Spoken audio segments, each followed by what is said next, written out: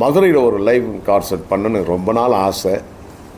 அது நம்ம தம்பி ஹரிஷ் அவர்கள் எனக்கு அந்த அற்புதமான வாய்ப்பு எனக்கு கொடுத்தாரு. அதனால் ப்ரெஸ் மீட்டிங்காக வந்தேன். அதாவது மொத்தம் ஒரு 55-60 பேர் ஆர்கெஸ்ட்ரா வரும். மொத்தம் பிரம்மாண்டமான கான்சர்ட்னு சொல்லுவாங்க இல்லையா, அது போல் ஒரு 60 பேர் கிட்டத்தட்ட எல்லாரும் வரோம். இங்கே எங்களுடைய இசைக்குழுவில் வந்து மனோ அவர்கள் பாடுகிறார்கள். நல்ல பிரசித்தி பெற்ற மனோ பாடுறாங்க. அனுராதா ஸ்ரீராம் அவர்கள் பாடுறாங்க.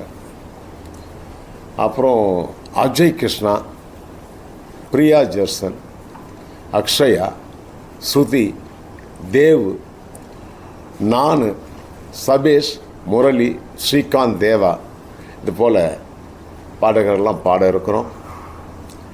மதுரை மண்ணில் எனக்கு ஒரு விசேஷம்னா, எப்போவுமே கள்ளழகர் ஆற்றுல இறங்கும்போது வாராறு வாராறு அழகர் வாராருன்ற ஒரு பாட்டு இங்கே பிரசித்தி பெற்றது. அது நான் செஞ்ச பாக்கியன்னு சொல்லலாம். எவ்வளோ மியூசிக் டைரக்டர்ஸ் இருக்கும்பொழுது எனக்கு அந்த வாய்ப்பு கொடுத்த மீனாட்சி அம்பாளுக்கும் ஈஸ்வரருக்கும் அழகருக்கும் இந்த அற்புதமான பாக்கியத்தை எனக்கு கொடுத்துருக்காங்க. இந்த படத்தில் இந்த பாட்டு வேணும்னு சொல்லி என் ஆர்வீர்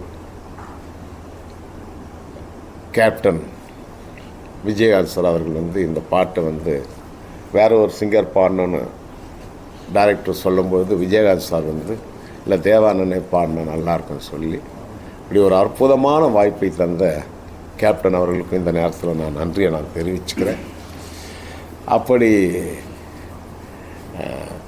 இப்படி ஒரு பிரம்மாண்டமான ப்ரோக்ராம் மதுரையில் நல்ல பேரும் புகழும் வாங்கணுன்ற ஒரு ஆசை தான் எங்களுக்கு எல்லாருக்கும்.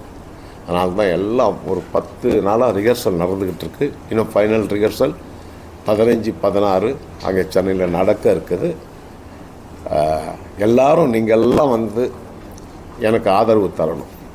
அதாவது நீங்கள் கை தட்டினால்தான் எங்களுக்கு தயாரிப்பாளர்களும் டைரக்டருங்க வந்து என் வீட்டு கதவை தட்டுவாங்க.